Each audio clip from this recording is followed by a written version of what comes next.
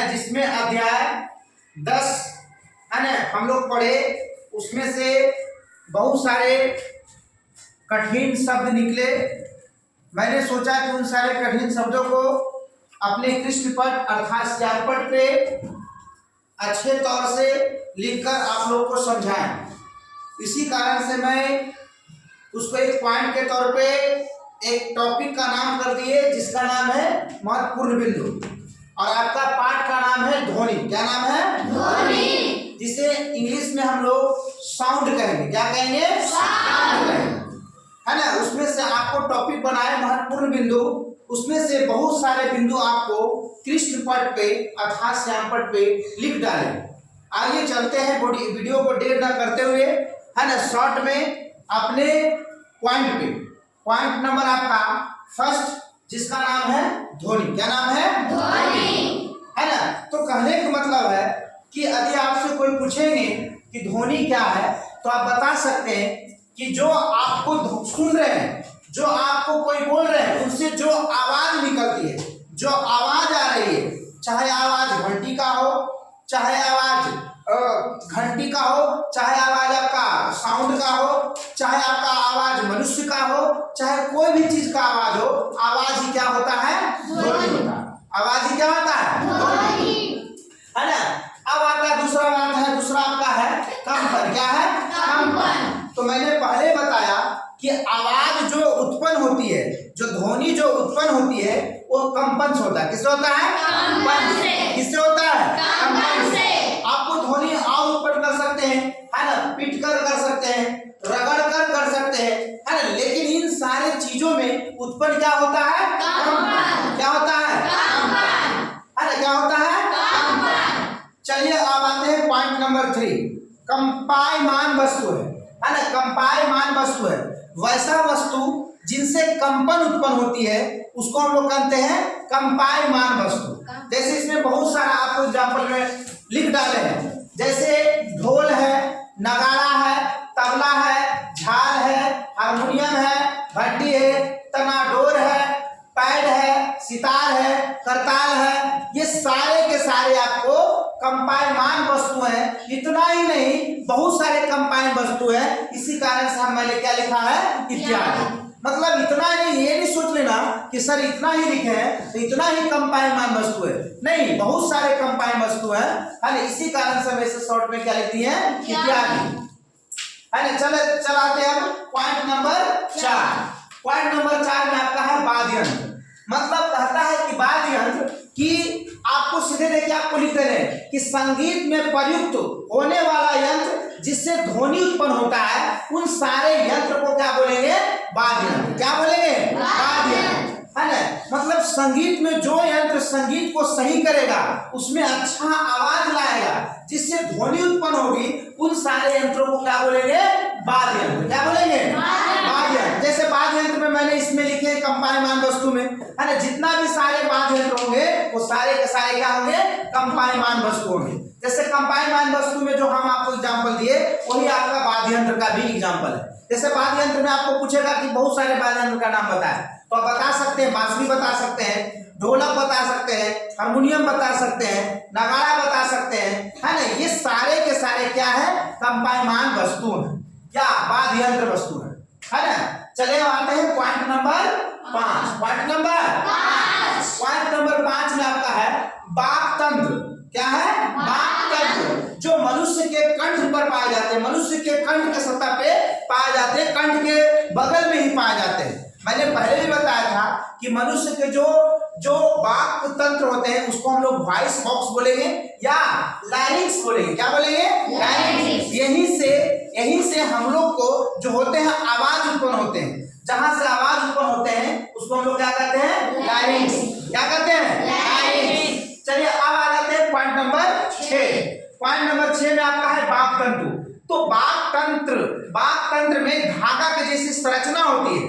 वाक् तंत्र में किस जैसी संरचना होती है? धागा का जैसा संरचना होता है, और वही संरचना को हम लोग कहते हैं वाक् तंतु। क्या कहते हैं? वाक् तंतु। और वाक् तंतु से कंपन उत्पन्न होता है, उसी कारण से हम लोग को जो वाक् तंत्र से क्या होता है? आपका ध्वनि उत्पन्न होती है ना। कंपन होगा तब ना ध्वनि उत्पन्न होगा। तो हम लोग को पहले पहले जो वाक तंत्र है, वाक तंत्र में कंपन होगी, कंपन के बाद क्या होगा, ध्वनि उत्पन्न होगा, तब हम लोग बोल पाते हैं। तो वाक तंतु मनुष्य में जैसे पुरुष है और महिला है, तो पुरुष के जो वाक तंतु के जो लंबाई होंगे 20 मिलीमीटर होंगे। कितना होंगे, 20 मिलीमीटर। और महिला के जो वाक तंतु की जो लंबाई होगी वो 15 मिलीमीटर। कितना होगा, 15 मिलीमीटर। कितना मिलीमीटर, इसमें अब पुरुष में 20 मिलीमीटर, पुरुष में कितना, 20 मिलीमीटर, है ना। तो आपका पॉइंट नंबर 6 क्या हुआ, कंप्लीट हुआ। पॉइंट नंबर 7, पॉइंट नंबर 7 में एक वर्ड लिखे निर्वात। क्या लिखे हैं, निर्वात। तो देखिए कहते हैं कि निर्वात वैसे जगह को कहते हैं कि जहां पे वायु शून्य हो, वायु जहां पे शून्य हो, हवा जहां पे शून्य हो, वैसे जगह को हम लोग निर्वात कहेंगे। और वैसे जगह पर यदि कोई पदार्थ रहते हैं, यदि पदार्थ जाते हैं तो उनका आयतन भी क्या हो जाता है, शून्य हो जाता है। क्या हो जाता है, शून्य हो जाता है। और वायु का मतलब ध्वनि का संचरण निर्वात में कभी नहीं होता है, हमेशा नहीं होता है। देखो तुमसे प्रश्न पूछेंगे कि ध्वनि का संचरण कहां पे नहीं होता है, ध्वनि किस जगह से गमन नहीं कर पाएगा, तो आप बता सकते हैं कहां पे, निर्वात। मतलब निर्वात में ध्वनि का संचरण नहीं होता। मतलब ध्वनि का संचरण कहने का मतलब कि ध्वनि को एक जगह से दूसरे जगह जाना ध्वनि का क्या कहलाता है, संचरण कहलाता है। क्या कहलाता है, संचरण। समझ में आ गया। इसको हम अंग्रेजी बोलेंगे ट्रांसपोर्टेशन ऑफ साउंड। क्या बोलेंगे, ट्रांसपोर्टेशन ऑफ साउंड। मतलब ध्वनि का एक जगह से दूसरे जगह पे जाना है ना, ध्वनि का संचरण कहलाता है। तो ध्वनि का संचरण निर्वात में कभी नहीं होगा। क्या होगा, नहीं। मतलब यदि तुमसे कोई प्रश्न पूछे कि ऐसा कौन सा जगह है जहां पर ध्वनि का संचरण नहीं हो पाता है, तो क्या बताइएगा, निर्वात। क्या बताइएगा, तो पॉइंट नंबर 7 कंप्लीट हुआ। आते हैं पॉइंट नंबर 8। पॉइंट नंबर 8 में आपका कान है। तो मनुष्य में जितना भी सजीव है ना, तो आपका जो स्तनधारी है ना, उसमें भी आपको कान पाए जाएंगे। हम लोग में भी कान पाए जाएंगे। हम लोग तो स्तनधारी नहीं है, फिर भी कान पाए जाएंगे, नहीं पाए जाएंगे जी। तो देखिए, तो कान का जो प्रकार होंगे, कान का प्रकार 3 प्रकार के हैं। पहला प्रकार को बोलेंगे इनर ईयर, दूसरा बोलेंगे मिडल ईयर, तीसरा बोलेंगे आउटर ईयर। इनर ईयर मतलब आंतरिक कान, और मिडल ईयर मतलब माध्य कान, आउटर ईयर मतलब बाहरी कान। समझ में आ रहा। तो जो आपको जो हम पहले बताए कि जो एयर ड्रम होते हैं, एयर ड्रम बताए थे ना, जिसको हम लोग बोले थे कर्णपट्टी। जो कर्णपट्टी होते हैं आपको ये पाए जाएंगे आंतरिक कान में। कहाँ पाए जाएंगे, आंतरिक कान। क्या पाए जाएंगे, एयर ड्रम। किसमें पाए जाएंगे, आंतरिक कान। किसमें पाए जाएंगे, आंतरिक कान में। तो क्या इन चीजों को समझने में कोई दिक्कत नहीं। चलिए आते हैं पॉइंट नंबर 9। अब देखिए कहता है कि सुनने के हिसाब से ध्वनि का प्रकार। यदि आपको कान में आवाज जाती है तब आपका ध्वनि का प्रकार क्या होगा। तो सुनने के हिसाब से ध्वनि का प्रकार 2 को बताया गया। पहला का बताया गया शोर ध्वनि, दूसरा का बताया गया है सुस्वर ध्वनि या मधुर ध्वनि। मतलब कहता है शोर ध्वनि को कहेंगे अकर्णप्रिय। मतलब जो ध्वनि कान को सुनते ही मन में क्रोध पैदा होता है, वैसे ध्वनि को हम लोग क्या कहेंगे, शोर ध्वनि। क्या कहेंगे, शोर ध्वनि। और जो ध्वनि कान में जाते ही एकदम आनंद आती है, मजा आता है, वैसे ध्वनि को क्या कहेंगे, सुस्वर ध्वनि या मधुर ध्वनि। जैसे इसमें बोल सकते हैं कि जो आपका संगीत के जो ध्वनि होगा वो आपका क्या होगा, सुस्वर ध्वनि होगा। और आप इसमें देखिए शेर का जो दहाड़ होगा और जो बहुत सारे जो लड़ाई झगड़ा का जो चीज होगा वो कैसा होगा, शोर ध्वनि का उदाहरण होगा। चलिए अब आते हैं पॉइंट नंबर 10। पॉइंट नंबर 10 में आता है माद स्थिति। माद स्थिति जैसे मान लीजिए कि कोई व्यक्ति है ना, कोई व्यक्ति कहीं झुलवा झूल रहा है ना, तो मान लीजिए कि एक ये चीज है और एक यहाँ पे मान लीजिए कि कोई चीज लटका हुआ रहेगा। जैसे मान लीजिए कि इसको हम ले लेते हैं, तो यहाँ पे इसको हम बांध देंगे, ठीक है। और ये आपका रस्सी का काम किया और इसको हम लोग आगे पीछे करेंगे कि नहीं करेंगे जी। इसको आगे पीछे करेंगे ना जी। तो यहाँ का जो स्थिति रहा, ये चीज जहां बांध है उसको हम लोग बोलेंगे माद स्थिति। क्या बोलेंगे, माद स्थिति। क्या बोलेंगे, माद स्थिति। क्या बोलेंगे, माद स्थिति। अब आप देखिए पॉइंट नंबर 11। पॉइंट नंबर 11 में दोलन गति। जैसे मान लीजिए कि इसको तो हम लोग बोले माद स्थिति बोलेंगे, और इससे हम करेंगे ये चीज आगे जाएगा पीछे आएगा। मतलब माद स्थिति से किसी वस्तु का आगे पीछे पीछे होना, जो इस प्रकार का जो गति होगा उसको क्या कहेंगे? क्या कहेंगे? क्या कहेंगे? दोलन गति। हाँ ना। अभी हम आते हैं पॉइंट नंबर 13। पॉइंट नंबर 13 आते हैं। पॉइंट नंबर 13 में लिखा हुआ आयाम। तो मान स्थिति से ये जो बांधा हुआ है, मान लीजिए कि आपका है एक भागा ना झुलुआ है, ये झुलुआ मान लीजिए कि इसको हम कोई व्यक्ति इधर से इसको इधर खेल रहा है, तो ये कितना दूर जा रहा है, जितना दूर जाएगा उसका क्या कहलाएगा? आयाम। क्या कहलाएगा? क्या कहलाएगा? आयाम। अब देखिए आता है पॉइंट 12। पॉइंट 12 कहता आवृत्ति प्रति सेकेंड में कितना बार आगे पीछे किया, प्रति सेकेंड में कितना बार वो आगे पीछे किया, उसकी जो संख्या होगा उसी को हम लोग क्या कहेंगे? आवृत्ति। क्या कहेंगे? क्या कहेंगे? आवृत्ति। उसमें कोई दिक्कत नहीं है। अब आते हैं पॉइंट नंबर 14, क्योंकि पॉइंट नंबर 13 तो कंप्लीट कर दिए। अब पॉइंट नंबर कितना आते हैं? 14। अब आता है प्रबलता।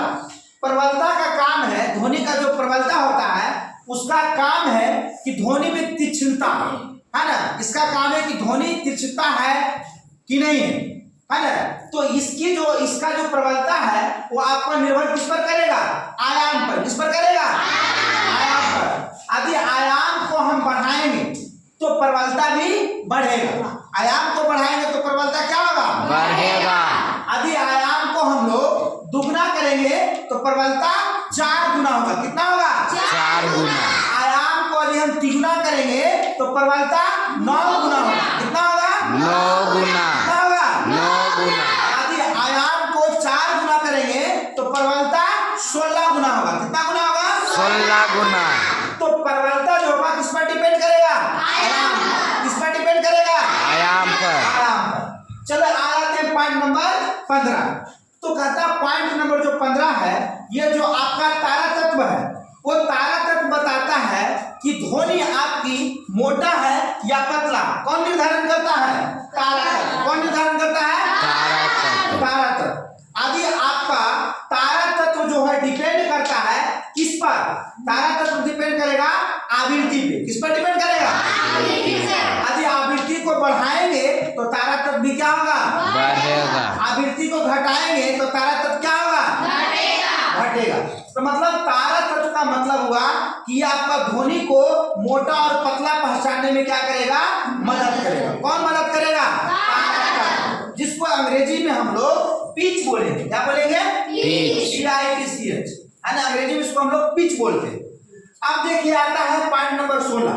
पॉइंट नंबर 16 एक बेल है। तो बेल भी आपको ध्वनि की प्रबलता का मात्रक होता है।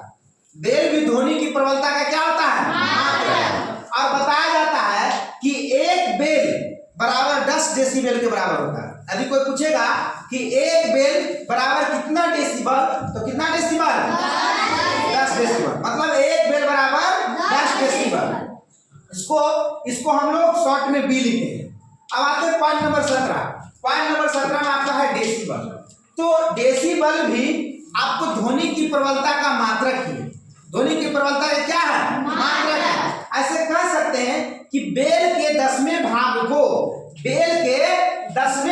को हम लोग क्या कहेंगे? डेसिबल। क्या कहेंगे? डेसिबल। बेल के 10वां भाग को क्या कहेंगे? डेसिबल। है ना।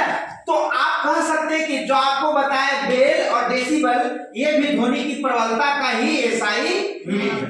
यदि कोई पूछता है कि ध्वनि की प्रबलता का एसआई यूनिट, तो आप बेल भी बताएंगे फिर भी आपका सही होगा, डेसिबल भी बताएंगे फिर भी आपका क्या होगा? सही होगा। तो इसको समझने में कोई दिक्कत नहीं है। चलिए आ जाते हैं कुछ और हम चीजों को लिखे, है ना। जैसे आपको लिखे हैं श्रव्य प्रास। तो प्रास मतलब होता है परिसर, आपका रेंज कहां तक है।